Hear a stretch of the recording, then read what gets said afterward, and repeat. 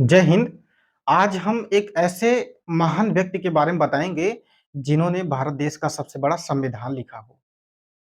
हज़ारों साल से चली आ रही जाति व्यवस्था को अनुच्छेद 17 में अस्पृश्यता का अंत किया हो।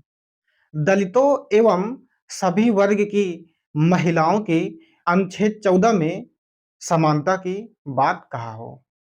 जी हाँ, उनका नाम है डॉक्टर भीमराव अंबेडकर जी। आज जो है हम इनका जो है जीवनी बताएँगे और जितने महत्वपूर्ण प्रश्न बनते हैं उसके बारे में भी बताएँगे। इनका जन्म 14 अप्रैल 1891 महू जिला मध्य प्रांत में हुआ था। मध्य प्रांत जो कि अब मध्य प्रदेश में ये आता है। माता का नाम भीमाबाई सकपाल था और इनकी जो माता थी, जब ये 5 साल के थे डॉक्टर भीमराव अम्बेडकर जी, इनका निधन हो गया। अब सोच लो उस समय कितना दुखद की बात होगी। और इनके माता का निधन होने के बाद देखो ये कितना मतलब उजागर हुए, कितना पढ़े-लिखे। आज इनको भारत ही नहीं पूरा विश्व जानता है। इनके पिता का नाम रामजी सकपाल था। इनका निधन जो है 1913 में हुआ। देखो इनका भी जल्द ही मृत्यु हो गया था। 1891 में इनका जन्म हुआ और 1913 जो है इनका 1913 में इनका मृत्यु हो गया। तो कहने का मतलब 9 साल उस तरफ ले लो और 13 ये, तो कितना साल हुआ? 9 और 13 22 साल हुआ। तो 22 साल की उम्र में इनके पिता भी गुज़र गए। लेकिन इनके पिता जो है बहुत मोटिवेट किए थे। इनको जो है पढ़ने के लिए बहुत प्रेरित किए थे। तभी जो है ये आगे बढ़े। इनके पिताजी ने जो है इनको बुक दिए थे विलियम शेक्सपियर, रवीन्द्रनाथ टैगोर को, जो कि 1894 में जो है रिटायर हो गए थे। जो रामजी सकपाल थे 1894 में जो है ये रिटायर हो गए थे, क्योंकि सेना में ये सूबेदार थे ब्रिटिश सरकार में। लेकिन ये जो पेंशन पाते थे, उस पैसे से जो है डॉक्टर भीमराव अम्बेडकर को बुक अच्छे-अच्छे लाके देते थे पढ़ने के लिए। और ऑटोबायोग्राफी, अम्बेडकर जी जो है अपने autobiography waiting for A visa में लिखा है अपने बचपन की कहानी। जब अम्बेडकर और उनके बड़े भाई एक स्कूल में पढ़ने जाते हैं और ये महज़ जो है 6 या 7 साल के थे। जब वहाँ जाते हैं एडमिशन कराने, एडमिशन तो मिल जाता है, क्योंकि जो इनके पिताजी थे वो सेना में सूबेदार थे, तो थोड़ा-सा इनका सोर्स था। तो इनको एडमिशन मिल गया। लेकिन ये जिस दिन गए पढ़ने, तो उस दिन क्या हुआ कि वहाँ के जो टीचर थे, इनसे जो है खफ़ा हो गए और जितने बच्चे थे, इनको देखकर जो है वहाँ से भागने लगे। मतलब जैसे ये पढ़ने गए, तो इनको ये तो महार जाति से थे, इसीलिए जो है अछूत मानते थे। और टीचर तो इतना मतलब क्रूरता से इनसे व्यवहार करते थे कि इनको बाहर बैठाते थे। कहते थे कि तुम जो है इस लायक नहीं हो, अगर पढ़ना है तो बाहर बैठ के पढ़ो। फिर ये जो है आते हैं घर पर, कहते हैं पिताजी मैं स्कूल नहीं जाऊँगा। तो पिताजी कहते हैं क्यों? क्या हुआ बेटा? तो कहते हैं मेरे साथ बहुत गलत व्यवहार हुआ स्कूल में। तो इनके पिताजी ने जो है यहीं से इनको प्रेरित करते हैं। कहते हैं बेटा तुम्हें यही समाज को जो है बदलना है। इसी को जो है तुम्हें आगे बढ़ाना है। कहने का मतलब जो ये छुआ-छूत प्रचलन चला आ रहा है सदियों से, तुम्हें यही जो है बदलना है। फिर जो है ये फिर जाते हैं स्कूल। ये समझ लो इनको डेली जो है हर दिन, हर तरीके से इनको जो है गलत व्यवहार से अशब्द कहकर जो है अध्यापक, वहाँ के स्टूडेंट जो है इनसे बर्ताव करते हैं। लेकिन सोच लो ऐसे महामानव ने कभी हार नहीं माना, पढ़ने गए। ये एक अपना समझ लो दिमाग में आदत बना लिए थे, मतलब इनका एक हैबिट हो गया था, कह रहा है कहने दो, लेकिन ये पढ़ते गए। लेकिन आज के समाज के देखो, अगर कोई बोल दे कट्टा बंदूक चल जाएगा, फायरिंग कर देंगे। यहाँ तक ये हो गया था जब हम क्लास 12 में पढ़ रहे थे, मुझे याद है अच्छे से, हम उनका नाम नहीं लूँगा क्योंकि ये सोशल प्लेटफ़ॉर्म है, तो हम भी क्लास में बैठे थे। तो एक स्टूडेंट था, ऐसे कुछ बात हुआ तो टीचर को कह रहा है बाहर मिलो, तो बताते हैं और ये रियल बात भी है, बहुत सारे स्कूल में होता है। और कभी-कभी ऐसा न्यूज़ होता है आता है कि प्रिंसिपल को ही गोली मार देते हैं। तो उस समय सोचो इनके साथ इतना गलत व्यवहार हो रहा था, लेकिन ये फिर भी जो है स्कूल जा रहे थे पढ़ने। और बस जो है ये सबसे ज्यादा पढ़ाई पर जोर दिए। इनका एक कोटेशन है, शिक्षा वह शेरनी का दूध है जो जितना पिएगा वो उतना दहाड़ेगा।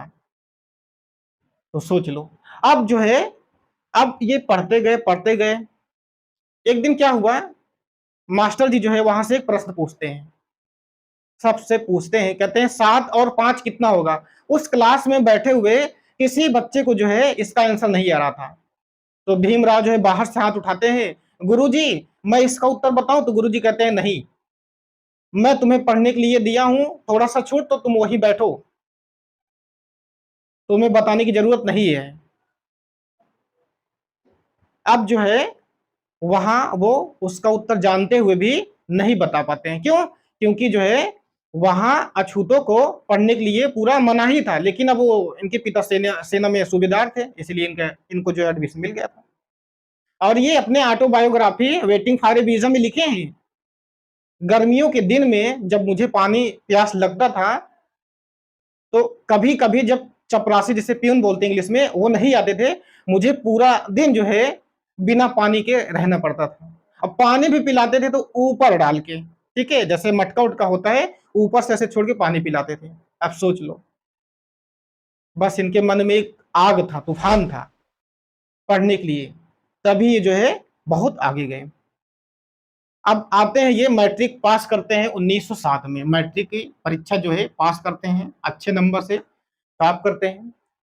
उसके बाद ये पहले एक महान व्यक्ति हैं जिन्होंने एलिफिस्टीन स्कूल, यूनिवर्सिटी ऑफ बॉम्बे से जो है पास किया। यहाँ पर इन्होंने जो है अपना बीए की भी डिग्री ली। एक दिन जो है एल्फिस्टीन जो स्कूल था, वहां पार्क में अंबेडकर जी पढ़ रहे थे। वहां एक व्यक्ति आते हैं, इनका नाम हम लिखे हैं दादा किलिस्कर। ये आते हैं, देखते हैं कि मतलब बच्चा जो है इतना मन लगा के पढ़ रहा है, ये यहाँ क्यों पढ़ रहा है। आते हैं, पूछते हैं, कहते हैं तुम कौन हो, तुम्हारा नाम क्या है। कुछ समय तो ये बोलते नहीं है। फिर उसके बाद किलिस्कर समझ जाते हैं कि ये जो है निम्न जाति का है। तो किलिस्कर बहुत अच्छे व्यक्ति थे, महान व्यक्ति कह सकते हैं। तो इन्होंने कहा तुम मेरे प्रश्नों का उत्तर दो, तुम डरो मत, मैं जो है समानता को प्रायोरिता देता हूं, ठीक है, मैं जो है समानता को प्रायोरिटी देता हूं, मैं भेदभाव नहीं मानता हूं। तब जो है भीमराव अम्बेडकर बोलते हैं, कहते हैं महोदय मैं क्या करूं, मुझे जो है लाइब्रेरी में मना किए हैं पढ़ने के लिए। किलिस्कर कहते हैं जाओ तुम लाइब्रेरी में पढ़ो। तो कहते हैं महोदय जो है मुझे उस लाइब्रेरी में मना किए हैं, कहते हैं कि तुम जो है अछूत समाज से हो, महार जाति को हो, तुम्हें सिर्फ बाहर ही पढ़ना है। और यही जो है किलिस्कर से कहते हैं अम्बेडकर जी, कहते हैं मैं संस्कृत पढ़ना चाहता हूं, और मुझे जो है संस्कृत जो है सब्जेक्ट दिया ही नहीं जा रहा है। तो किलिस्कर, दादा किलिस्कर कहते हैं बच्चा तुम लोग लिए जो है संस्कृत सब्जेक्ट नहीं पढ़ने के लिए कहा गया है, लेकिन अब क्या करें, ये भी समाज से जुड़े हुए थे, अब वो खुलकर जो है विरोध भी नहीं कर सकते हैं। उस समय जान ही रहे हो कितना छुआछूत चरम पर था। तो वहां पर जो है इनको पर्शियन भाषा पढ़ना पड़ा, लेकिन आगे चलकर पर्शियन जो है बहुत काम दिया। कहते हैं इनके पास 32 डिग्री 9 भाषाओं का ज्ञान था, और ये रियल बात भी है। और हालांकि जो है कहीं लिखित रूप में नहीं दिया गया है 32 डिग्री, लेकिन हाँ इतना कह सकते हैं कि ये बहुत ज्यादा पढ़े लिखे थे, इसमें कोई दो राय नहीं है। अब सोच लो, उस जमाने में जो है एक अछूत लड़का जो है London of economics, Columbia university में जाके पढ़ी।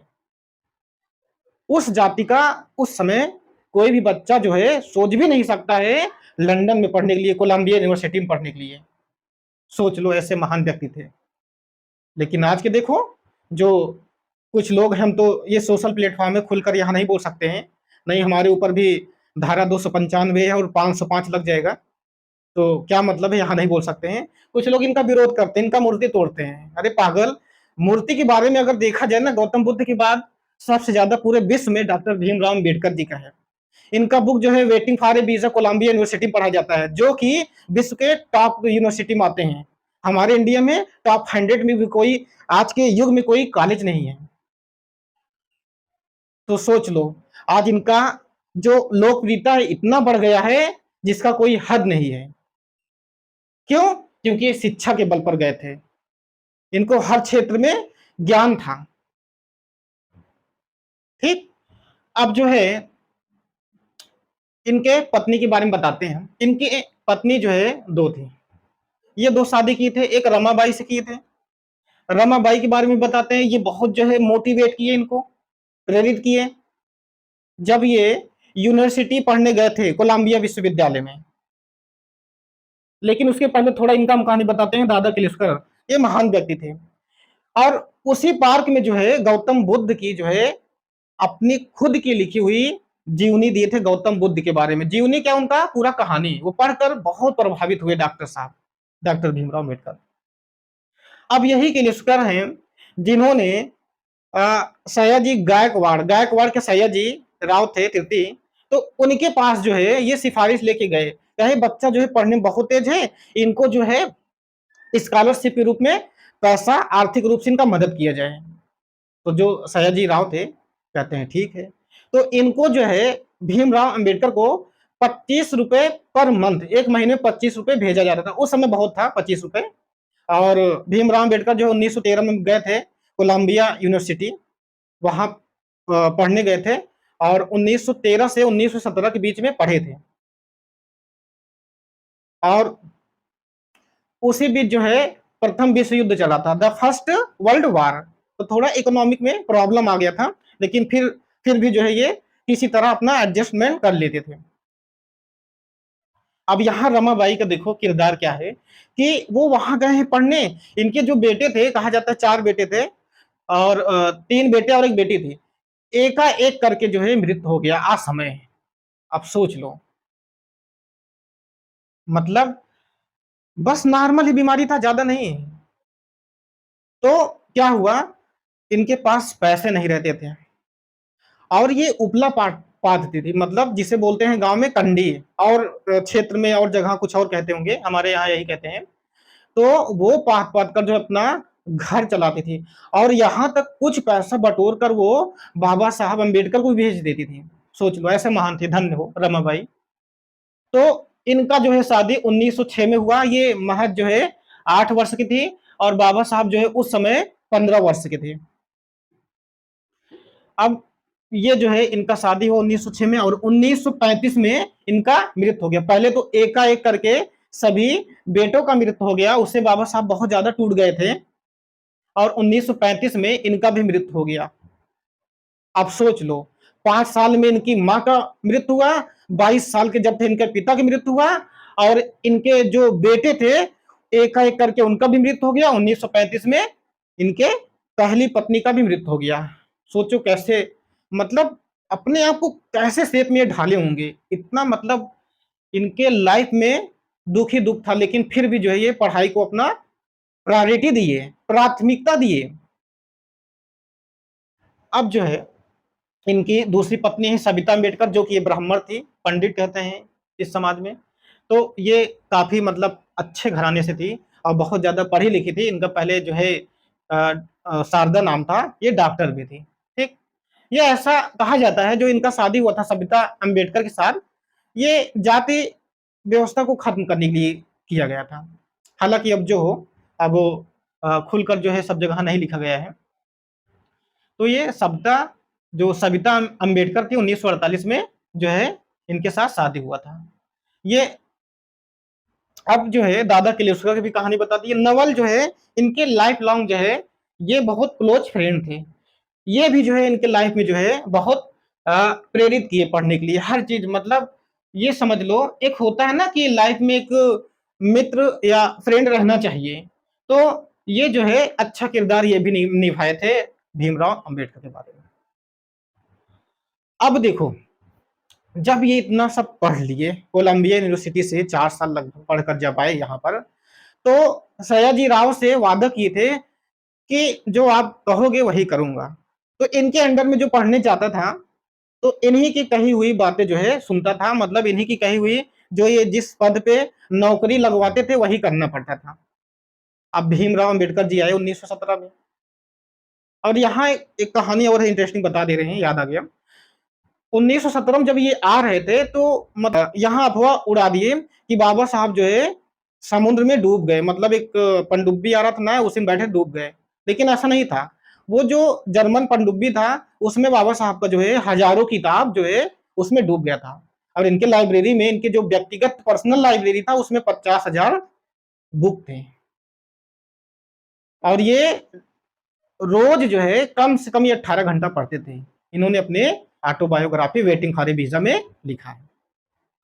जब ये आते हैं 1917 में, तो 1917 में जब ये आते हैं, ये सयाजी राव का बात मान लेते हैं, कहते हैं चलो ठीक है। अब देखो यही जो है इनका इकोनॉमिक आर्थिक जो है मदद किए थे, तो अब जाहिर सी बात है इनका बात मानना पड़ेगा। और जो तुम्हारे लिए कुछ करता है तो तुम्हें फर्ज बनता है कुछ करने के लिए, हाँ उनके उनकी बातों को हम सुने, उनकी बात माने। तो अब जब ये आते हैं 1918 में, तो इनको सेना के सचिव के पद पर जो है बैठाया जाता है। और सचिव का पद ये मत सोचना छोटी मोटी पद होता है। ये आईएएस, जो आज के युग में आईएएस क्वालिफाई करते हैं, वो भी टॉप लेवल में, और उनका प्रमोशन होता है उस पद पर ये थे। अब भीमराव अम्बेडकर जो है जाते हैं वहां। अब सोच लो, इतना मतलब एक व्यक्ति इतना पढ़ा लिखा होकर भी उसके साथ इतना गलत व्यवहार हो रहा था। अब सोच लो, एक सबसे बड़ा पोस्ट पर है, अब चपरासी आ रहे हैं तो उनके सामने से फाइल फेंक रहे हैं, पानी पानी जो है मांग रहे हैं तो कोई दे ही नहीं रहा है। अब वहां बैठे के बैठे हैं। और वहां ज्यादा दिन नहीं किए अपना नौकरी, कुछ दिन किए बस। क्यों? क्योंकि इनके मन में ये आया कि मतलब हम इतना पढ़ लिख कर जो है मेरे साथ इतना गलत व्यवहार हो रहा है, तो मुझे इस नौकरी पर रहने की क्या जरूरत है, हम ये नौकरी नहीं करेंगे।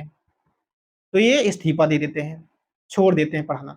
फिर उसके बाद जो है एक जगह, मतलब एक यूनिवर्सिटी में जाते हैं पढ़ाने प्रोफेसर के तौर पर। पॉलिटिकल इकोनॉमिक पढ़ाने गए वहां पर। कुछ तो अध्यापक वहां नाराज थे, लेकिन अब ये पढ़े लिखे थे, कुछ सोर्स लग गया। अब जब वहां जाते हैं ना, तो वहां जो स्टूडेंट रहते हैं, वहां जब वहां सब सवर लोग के थे, तो कहते हैं नहीं नहीं, मैं अछूत के साथ नहीं पढ़ूंगा, मैं अछूत के साथ नहीं पढ़ूंगा। तो उसमें से कुछ टीचर अच्छे भी थे। हम ये नहीं कहेंगे सब खराब थे। अगर सब खराब होते तो डॉक्टर भीमराव अम्बेडकर जो है उस जमाने में नहीं पढ़े होते। इनके भी ब्राह्मण जो है गुरुजी थे, ब्राह्मणों ने साथ दिया, हम ये नहीं कहेंगे, तभी जो ये बहुत आगे गए। तो उस इस कॉलेज में जो है कुछ अध्यापक ने इनके पक्ष में आया, तो गए स्टूडेंट को मनाए, कहे ठीक है, अब अगर तुम्हें इनका क्लास अच्छा न लगे तो मुझे बताना, मैं इनको यहाँ पर नहीं पढ़ाने का मौका दूंगा। अब जब गए पढ़ाने, अब भैया ये तो पीएचडी किए हैं, अच्छे अच्छे डिग्री लिए हैं, और ऐसे वैसे नहीं छोटे मोटे कॉलेज से, यहाँ पे तो जान ही रहे हो ठेके पे ले लेते हैं। हाँ, ठेके पे करा लेते हैं, डिग्री ले लेते हैं। वे कोलंबिया यूनिवर्सिटी से पढ़े हैं। आते हैं, जब क्लास में जाते हैं, अब पहला ही क्लास जब लेते हैं, 1 घंटा पढ़ाते हैं, वहां के जो स्टूडेंट थे इनके फैन हो गए। कह रहे हैं ऐसे टीचर हम तो देखे नहीं कभी। मतलब इतना जबरदस्त भाषण दिए, भाषण क्या मतलब इतना जबरदस्त तरीके से समझाए कि एक एक टॉपिक सबको समझ में आ गया। और वहां जितने भी स्टूडेंट थे इनके फैन हो गए, और जाके कहे प्रिंसिपल से, कहे जो है इससे अच्छा टीचर मुझे नहीं मिला, आप इन्हें रखिए। लेकिन फिर भी इनका जो है यहाँ मन नहीं लगा, ये छोड़ दिए, क्योंकि कुछ लोग जो है इनके साथ गलत व्यवहार कर रहे थे। अब सोच लो, इतना पढ़ा लिखा व्यक्ति जो है कॉलेज में भी नहीं छोड़े। कुछ टीचरों ने इनके समर्थन किया, इनके पक्ष में थे, इनके साथ अच्छा व्यवहार कर रहे थे, लेकिन कुछ टीचर के मन में कीचड़ भरा था। जैसे आज देखो भारत आजाद हो गया, सब लोग जानते हो, 15 अगस्त 1947 बाद भारत आजाद हो गया, और यहाँ अस्पृश्यता छुआछूत का अंत भी हो गया अनुच्छेद 17 में। लेकिन आज भी कुछ लोग ऐसे हैं जो जाति व्यवस्था को मानते हैं। ये रियल है, चाहे आप लोग मानो चाहे ना मानो, ये रियल बात है। जाति व्यवस्था जो है आज भी उनके मानसिक रूप से उनके दिमाग में भरा हुआ है। हालांकि कानूनी तौर पर जाति व्यवस्था जो है खत्म कर दिया गया है, लेकिन मानसिक तौर से आज भी वो विकलांग हैं। ये आप लोगों को मानना पड़ेगा। ठीक। जब देखे कि इस कॉलेज में मेरे साथ अच्छा बर्ताव और व्यवहार नहीं किया जा रहा है, तो अम्बेडकर जी ने ये सोच लिया कि मैं अब इस कॉलेज में नहीं पढ़ाऊँगा और वहाँ से वो चले आए। क्योंकि अब सोचो जब वो व्यक्ति जिसके पास इतना उच्च डिग्री हो और वो भी भारत नहीं, कोलंबिया यूनिवर्सिटी का, उसके साथ इतना गलत व्यवहार हो रहा है, तो कैसे वो मतलब पढ़ा पाएगा, कैसे अपने विचारों को रख पाएगा? इसीलिए वो कहे अब मैं यहाँ नहीं पढ़ाऊँगा। उसके बाद जो है वो जो महार समाज के थे, उनको जो है उनके हक को दिलाने के लिए उन्होंने कई आंदोलन किया। उसमें से जो कुछ महत्वपूर्ण आंदोलन है हमने वो लिखा है। जैसे महार सत्याग्रह एक आंदोलन था। इसमें क्या था कि जो तालाब से पानी पीते थे उस युग में, तो महार जाति के जो अछूत लोग थे, उनको मना किया गया था कि इसमें छोटी जाति वाले पानी नहीं पी सकते हैं। तो इसके खिलाफ जो है ये जनसभा लेकर निकल पड़े। ये जो है जगह कहाँ है बता दे रहे हैं। पहले नंबर पे ये कब हुआ था? 20 मार्च 1927 को। ये पूछता है एग्जाम में, 20 मार्च 1927 को निकल पड़े थे मुंबई के महाराष्ट्र के रायगढ़ जिला में। महार सत्याग्रह है, एक चौबादार तालाब था, उसमें पानी पीने के लिए जो है ये गए थे। और जब भीमराव अम्बेडकर जी वहां गए, तो चारों तरफ से जो महार समाज के लोग थे, चारों तरफ से घेरा बनाए और उस तालाब में उतरना शुरू किए। अब वहां पर जो है अम्बेडकर जी जो है सबसे पहले पानी पिए, उसके बाद सभी ने पानी पिया। अब जो उस समुदाय के लोग थे, वो तो एकदम खुशी की लहर आ गया, मतलब एकदम हंसने लगे, नाचने लगे, डांस करने लगे। लेकिन क्या हुआ, वो बेचारे ये नहीं जान रहे थे कि अगले दिन इनके साथ क्या होने वाला है। अगले दिन क्या हुआ, जो सवर्ण लोग को जो सवर्ण लोग थे, वो यह नहीं चाह रहे थे कि इस तालाब में पानी पिए। वो काफ़ी आग बबूला हो गए थे, गुस्सा हो गए थे। तो अगले दिन क्या हुआ, जो संवर्ण समाज के लोग थे, उन्होंने लाठी डंडा उठाया और जिसने भी पानी पिया था, उसके ऊपर लाठियों से लहू-लुहान कर दिया, उसके ऊपर खूब प्रहार किया। तो जब ये बात भीमराव अम्बेडकर जी सुनते हैं, तो उनका हृदय जो है दुःख से भर जाता है। कहते हैं कि अब जो है दलितों का, महार जाति का ऐसे उत्थान नहीं होगा। अब मैं डटकर आंदोलन करूँगा। अब मैं अपने जान की परवाह नहीं करूँगा। वैसे तो पहले भी नहीं करते थे, लेकिन अब कहे मैं जो हज़ारों साल की गुलामी आ रहा है इसका उत्थान करूँगा। अब बस वहीं से आंदोलन करना शुरू कर दिए। क्योंकि ये जान रहे थे कि मतलब अब मैं आगे नहीं आऊँगा तो कौन आएगा? और उस समय भारत के सबसे ज़्यादा पढ़े-लिखे व्यक्ति भी थे और आज भी हैं। इसमें कोई दो राय नहीं है। अब उसके बाद एक पूछता है, मंदिर में प्रवेश कब किए थे? मंदिर में प्रवेश कब किए थे? देखो, जो महार जाति के जो छोटी कास्ट से बिलॉन्ग करते हैं, उनको मंदिर में जाना मना था। ये जो है 1927 में आंदोलन करके 1927 में पहली बार मंदिर में प्रवेश किया, उनको हक दिलाया। मतलब ये चाह रहे थे कि अम्बेडकर जी चाह रहे थे कि सबको एक समान देखा जाए, सबको एक समांतर है। क्यों मतलब मेरे साथ ऐसा हो रहा है? तो मंदिर में जाते हैं, जैसे कि मंदिर में 1927 से पहले पूर्ण प्रतिबंधित था, क्योंकि मंदिर में प्रवेश क्या उसके चारों तरफ इर्द-गिर्द भी नहीं टहल सकते थे। इतना छुआ-छूत था उस समय। और जब महार जाति जो छोटी जाति के लोग होते हैं, अगर वो चलते थे तो पीछे झाड़ू लगा देते थे कि उनके पाँव के निशान ना बनने पाएँ और उनके आगे मटका लगा देते थे। अगर थूके तो उसी में थूके, धरती थूकेंगे तो धरती गंदा हो जाएगा, मैला हो जाएगा, धन्य हो। और एक इस वीडियो में एक बात और बताते हैं। एक राज्य है केरल और वहाँ एक शहर है त्रावणकोर। जब उसके बारे में मैंने पढ़ा तो बहुत अजीब लगा, मतलब ऐसे भी इतिहास में हुआ है। आप लोग शायद नहीं सुने होंगे, हम बता रहे हैं। तो त्रावणकोर में क्या था, जो छोटी जाति के लोग थे, उनको जो है जो महिलाएँ थीं, उनको जो है स्तन पर कपड़ा ढकने के लिए मना किया गया था। वहाँ के जो राजा थे, सवर्ण लोग थे, उन्होंने जो छोटी जाति की महिलाएँ थे, उनको यहाँ तक स्तन पूरा ढकने के लिए मना किया गया था। अगर कोई ढकता था स्तन, तो उसको मूलाकरम देना पड़ता था। अब सोच लो मतलब कितना घिनौना ये व्यवस्था था। सोच भी नहीं सकते हैं कि मतलब छोटी कास्ट के साथ क्या-क्या हुआ है। अपने विचार नहीं व्यक्त कर सकते थे, उनका सभी हक छीन लेते थे, उनके साथ एक मज़दूर क्या मतलब एक बेरहमी तरीके से काम करवाते थे। तो यही सब जो है जब पढ़े, समझे सब चीज़, तब जो है ये आंदोलन में चल पड़े और कहे अब जब तक मैं अपने लाखों करोड़ों भाई-बहन को हक दिला नहीं दूँगा, तब तक मैं चैन से नहीं बैठूँगा। ये ज़िंदगी भर संघर्ष करते रहे। चाहते तो ये अच्छा खासा अपना जीवन व्यतीत कर सकते थे। इनको ऑफ़र मिला था विदेश में पढ़ाने के लिए, यहाँ पर भी अच्छा खासा ये कमा सकते थे। लेकिन कहते हैं ना जो होता है अच्छे के लिए होता है। अगर ये कदम आज ऐसे नहीं उठाए होते, तो इनका जो है पूरे विश्व में गौतम बुद्ध के बाद जो है मूर्ति जो है गौतम बुद्ध के बाद दूसरे नंबर पे इन्हीं का आता है, सबसे ज़्यादा मूर्ति इन्हीं की है। हम तो कहते हैं इनको पूजो मत, इनके तुम अनुयायी बनो और इनके आदर्शों को फॉलो करो। इनको पूजो मत क्योंकि इन्होंने कहा था मुझे पूजने की ज़रूरत नहीं, मैं तुम्हें किताबों में मिलूँगा। और आज भारत में इनका जो मूर्ति सबसे बड़ा है आंध्र प्रदेश में है। 200 लगभग 206 फीट का है, देख लेना 206 फीट आई थिंक। तो ये जो है यहाँ मंदिर में प्रवेश किया 1927 में, जानते रहना एग्जाम में पूछा है, मेरे सीएसएल एग्जाम में खुद पूछा 1927, ठीक है, ये पूछता है। अब बाबा साहब की उपाधि किसने दिया था और जय भीम शब्द सबसे पहले किसने कहा था? देखो जो बाबा साहब की उपाधि दिया था वो सीबी खैर मोड़ दिए थे, उनका नाम था, जानते रहना बाबा साहब। जैसे महात्मा गांधी का महात्मा नाम किसने दिया था? रविन्द्रनाथ टैगोर ने दिया था।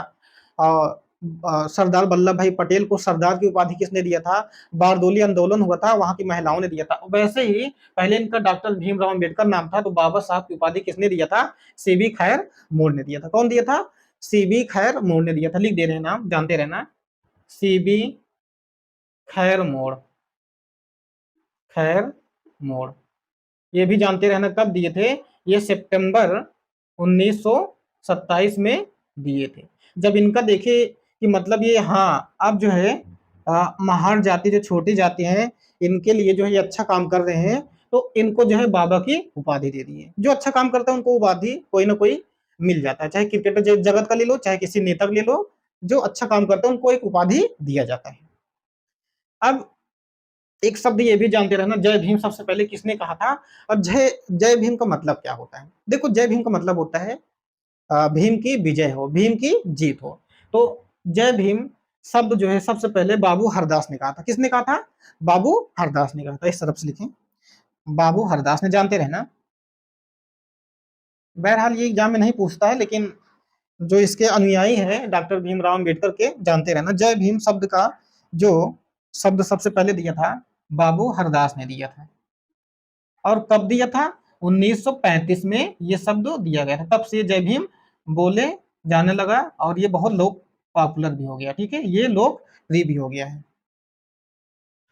और 1935 में क्वेश्चन बनता है आरबीआई के गठन, ठीक है, रिजर्व बैंक ऑफ इंडिया का गठन तब हुआ था, 1935 में हुआ था। इन्हीं की देन है, बाबा साहब की देन है, जो आरबीआई का गठन हुआ। अब देखो दलित शब्द यहाँ हम लिखे हैं और हरिजन शब्द, इसका मतलब क्या है थोड़ा बता देते हैं, एक मिनट। देखो यहाँ पर मैंने लिखा है दलित शब्द। दलित शब्द का मतलब क्या है? बहुत लोग को नहीं पता होगा दलित शब्द का मतलब क्या होता है। हरिजन शब्द बहरहाल सभी जानते हैं, हरि मतलब भगवान होता है, जन मतलब लोग होता है। तो इसका थोड़ा हम डिफरेंट बताएंगे। देखो दलित शब्द का मतलब क्या होता है? दलित शब्द का मतलब होता है शोषित, दबाया हुआ एवं जिसका हजारों साल से हक छीना गया हो और उसके साथ बहुत गलत व्यवहार किया गया हो, उसी को कहते हैं दलित, ठीक, जानते रहना। और हरिजन शब्द क्या होता है ये भी बता रहे हैं आपको। हरिजन मतलब अभी बताएं हम, हरि मतलब भगवान के लोग। ये हरिजन शब्द पूछता है किसने दिया था? ये जो है महात्मा गांधी ने दिया था। किसने दिया था? महात्मा गांधी। एमजी लिख दे रहे हैं, बस ऐसे समझ लेना। कब दिए थे? 1932 में दिए थे। अच्छा, जब ये महात्मा गांधी ने 1932 में हरिजन शब्द दिया था ना, तो अंबेडकर जी खफा हो गए थे, मतलब हम भगवान के लोग हैं। तो अब हरिजन शब्द जो है, हाँ यहाँ से अभी याद आ गया, एक जानकारी और जानते रहना, बहुत लोगों को पता ही नहीं होगा, हरिजन शब्द बैन कर दिया गया, लेकिन फिर भी जो जानकार नहीं वो बोलते हैं, आज भी बोलते हैं हरिजन शब्द। अपने कास्ट में जो वो लोग हैं उनको बोलने में शर्म लगता है। अब यहाँ सोशल प्लेटफॉर्म में नहीं बोल सकते हैं, नहीं मेरे ऊपर भी 295 और 505 धारा लग जाएगा। कोई केस कर दिया भैया जेल जाना पड़ेगा, अब 5 साल का जेल हो सकता है, जेल का चक्की पीसना पड़ेगा। तो देखो हरिजन शब्द जो है सुप्रीम कोर्ट ने, जानते रहना यहाँ हम लिख दे रहे हैं, सुप्रीम कोर्ट ने जो है एस सी होता है, एस पी लिख रहे हैं हम, सुप्रीम कोर्ट ने 2020 में बैन कर दिया है। तो हरिजन शब्द सुप्रीम कोर्ट ने बैन कर दिया है और ये कहा है कि अगर वो हरिजन शब्द लेके उसे संबोधित करता है गलत तरीके से तो उसके ऊपर जो है 295A आईपीसी की धारा और 505 आईपीसी की धारा लगेगा, इंडियन पेनल कोड जिसे बोलते हैं। ठीक, तो हरिजन शब्द बैन हो गया है। जो इस समाज के हैं वो जानते रहना, हरिजन शब्द बैन हो चुका है। अब वो आप लोग बोलो, आपकी मर्जी है। तो दलित शब्द हो गया, हरिजन शब्द हो गया। अब यहां से हम जो है जो प्रश्न पेपर में बनता है वो भी बताते हैं। पूना पैक्ट और प्रथम गोलमेज सम्मेलन, द्वितीय कहाँ गया भाई, तो जो है ये मिल गया, एक मिनट इसको मिटा के बताते हैं। प्रथम गोलमेज सम्मेलन कब हुआ था? 1930 में हुआ था। दूसरा कब हुआ था? 1931 में हुआ था। तीसरा कब हुआ था? 1932 में हुआ था। और 1932 में ही जो है महात्मा गांधी और अंबेडकर जी के बीच पूना पैक्ट होता है। पूना पैक्ट क्यों होता है ये भी हम बताते हैं। देखो पहले हम लिख देते हैं यहाँ 1930 एक गोलमेज सम्मेलन है।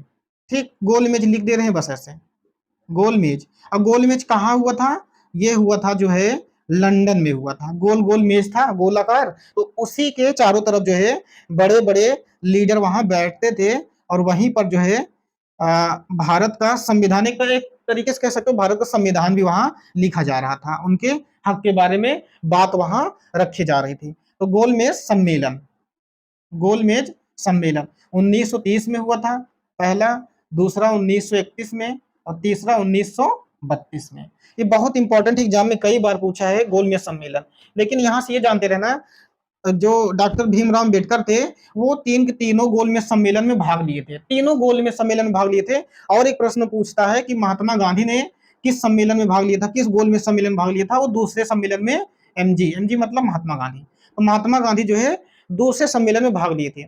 अच्छा, यहाँ एक मजे की बात है, मैं भी पढ़ रहा था तो जब इनके बारे में सुने, मतलब जब पढ़े तब मुझे यहाँ थोड़ा अजीब लगा।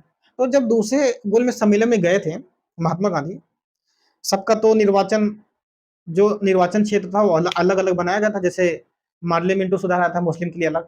तो भीमराव अम्बेडकर ने यह सोचा कि अब जो है एक दलित समुदाय के लिए भी निर्वाचन आयोग बनेगा। कहने का मतलब एक दलित के प्रति जो है वोट देंगे और एक सामान्य वर्ग के प्रति वोट देंगे। लेकिन महात्मा गांधी इसके खिलाफ थे। अब ये अपना तर्क देने लगे, अब ये जो है तर्क के आगे इनको झुकना पड़ा। है जब मुस्लिम को निर्वाचन आयोग मिल रहा है और अलग अलग समुदाय को अलग अलग तरीके से निर्वाचन क्षेत्र मिल रहा है, तो हम दलितों को क्यों नहीं मिल रहा है? तो महात्मा गांधी कहते हैं भीम तुम समझते नहीं हो, अगर ऐसे करेंगे तो यहाँ हिंदू बढ़ जाएंगे। लेकिन अब भीमराव जान रहे हैं कि हिंदू में तो आते हैं लेकिन हम लोगों के साथ कैसे बर्ताव और कैसे व्यवहार किया जा रहा है, इसीलिए वो जो है पृथक निर्वाचन जो है मांग कर रहे थे।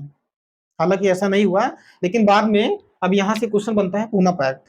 पूना पैक्ट हम लिख दे रहे हैं, पूना पैक्ट इंपॉर्टेंट है। पूना पैक्ट हुआ था 1932 में। जब वहां से आते हैं और ये यरवदा जेल में बंद भी थे गांधी जी। जब गोलमेज सम्मेलन, तीसरे गोलमेज सम्मेलन से जब भीमराव अम्बेडकर आते हैं तो यरवदा जेल में जाते हैं और पंडित जवाहरलाल नेहरू, कई लोग जो है इनको कहते हैं भीमराव कि जाओ उनसे मिल लो, उनके बात को थोड़ा बहुत सुनो मानो, नहीं तो अगर उनका मृत्यु हो जाएगा तो ऐसे बड़े लीडर अगर नहीं रहेंगे तो फिर हम भारत को आजाद कैसे करेंगे? तो भीमराव अम्बेडकर जो है जाते हैं पूना पैक्ट, यही यरवदा जेल में जो है होता है। फिर ये अपने मांग को कुछ रखते हैं, हालांकि जितना ये चाहे थे वो उतना उनको, भीमराव अम्बेडकर को आरक्षण या जितने भी बात थे नहीं मिला, कुछ मात्रा में मिल गया। ठीक, पूना पैक्ट यही। पूना पैक्ट देखो बहुत लंबी कहानी है, इसके लिए अलग से हम बताएंगे। तो पूना पैक्ट यह जानते रहना 1932 में ये महात्मा गांधी और अंबेडकर के बीच हुआ था। यहाँ से कुछ प्रश्न और देखने को मिलता है, जैसे संविधान सभा। संविधान सभा क्या है? संविधान सभा में चुनाव हुआ था बम्बई से। तो इसमें क्या हुआ कि जो डॉक्टर भीमराव अंबेडकर और जो उच्च जाति के लोग थे, वो एक उनका अलग ग्रुप था और ये अकेले थे। और जो ऊंचे कास्ट के थे, वो सोच लिए थे कि डॉक्टर भीमराव अंबेडकर को इस चुनाव में हराना है, चाहे जो हो जाए। और फाइनली यही हुआ। अब सोचो उस जमाने में अछूत समाज से ये बिलोंग करने वाले अकेले थे, अब ज्यादा समर्थन नहीं मिलेगा तो क्या होगा, हार का सामना करना पड़ेगा। और जो सवर्ण लोग के थे उनको पूरा समर्थन मिला और जीत गए। लेकिन मजे की बात यह है कि जब संविधान लिखने की बारी आई तो संविधान सभा में इनसे ज्यादा कोई पढ़ा लिखा व्यक्ति नहीं था। अब एक बहुत दिमागदार थे बी एन राव, वो संवैधानिक सलाहकार थे। उन्होंने दबाव डाला डॉक्टर राजेंद्र प्रसाद के पास, पंडित जवाहरलाल नेहरू के ऊपर। कहा कि किसी भी तरह बी आर अम्बेडकर को इसमें सदस्य बनाया जाए, नहीं तो भारत का संविधान लिख नहीं पाओगे। मतलब कोई अच्छे ढंग से लिख नहीं पाएगा, क्योंकि ये देखो उच्च डिग्री लेके आए थे कोलंबिया यूनिवर्सिटी से, लंदन ऑफ इकोनॉमिक्स से, और वहीं से बैरिस्टर एंड लॉ का पढ़ाई करके आए थे। तो इसीलिए बी एन राव ने कहा कि वो जो है विदेशों में अच्छे खासे पढ़े हैं, उनको कानून का अच्छा ज्ञान है, अगर वो नहीं रहेंगे तो संविधान जो है एक अच्छे ढंग से नहीं लिख पाएंगे कोई। तो अब बी एन राव ने जब दबाव डाला तो इन्हीं को, इनका नाम है मुकुंद राव जयकर को इस्तीफा देना पड़ा। इनको इस्तीफा देना पड़ा और इन्हीं की जगह जो है भीमराव अंबेडकर जी आए। भीमराव, क्या लिख रहे हैं भाई, भीमराव अंबेडकर जी आए। अब इन्हीं की जगह जब बने तो 7 सदस्य का ये दल बना और फिर संविधान लिखा गया। संविधान जैसे 2 वर्ष 11 माह 18 दिन में लिखा गया है। और मूल संविधान में अनुसूची 8 अनुच्छेद 395 और भाग जो है 22 था मूल संविधान में। हालांकि अभी जो वर्तमान में कुछ और है, कुछ और क्या हम बता दे रहे हैं। देखो अभी जो वर्तमान में अनुसूची है 12 है, अब भाग 25 हो गया है, और जो अनुच्छेद है 470 हो गया है। और जो जो बढ़ा है उसे संशोधन करके जोड़े हैं। अब जितना मूल संविधान में था उतना ही आज भी है। अब देखो यहाँ से हम कुछ और प्रश्न बता देते हैं। डॉक्टर भीमराव अम्बेडकर ये संविधान सभा के जो है ड्राफ्टिंग कमेटी के अध्यक्ष थे, संविधान निर्माता भी थे, संविधान के जनक कहे जाते हैं। और इनको जो है भारत रत्न से सम्मानित भी किया गया था 1990 में, 1990 में। लेकिन बड़े दुख की बात है, मरणोपरांत इनको मिला, मतलब जब इनका मृत्यु हो गया तब इनको भारत रत्न मिला। जो कि इन्होंने वाकई में देखा जाए तो दलितों के लिए और सभी वर्ग की महिलाओं के लिए और जो शोषित लोग थे उनके लिए बहुत ही अच्छा काम किए थे। उनको एक समान जो है वेतन की बात कही संविधान में, उनको एक समान रहने की आजादी दी। मतलब तुम कहीं भी घूम सकते हो, अनुच्छेद 19 जाके पढ़ लेना, मैंने पढ़ाया है। तो सोच लो ऐसे महान व्यक्ति को 1990 में मिला, और पहले मिल जाना चाहिए था। लेकिन कोई बात नहीं, ये कोई अवार्ड के मोहताज नहीं थे। अगर ये अवार्ड के मोहताज होते तो इतना अच्छा खासा पढ़ लिख कर ये कहीं अच्छा नौकरी करके अपना जीवन व्यतीत कर देते। लेकिन इन्होंने आंदोलन किया और सबको अपना हक दिलाया। अब देखो इनका मृत्यु कब होता है, अब थोड़ा सा और 2-3 मिनट और लगेगा। इनका मृत्यु कब होता है, 6 दिसंबर, 1 मिनट सॉरी, रहने दो, पानी पी ले।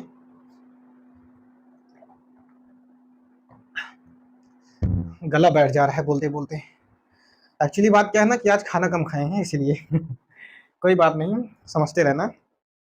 तो क्या हुआ, इनका मृत्यु कब हुआ, 6 दिसंबर 1956 को दिल्ली में हुआ।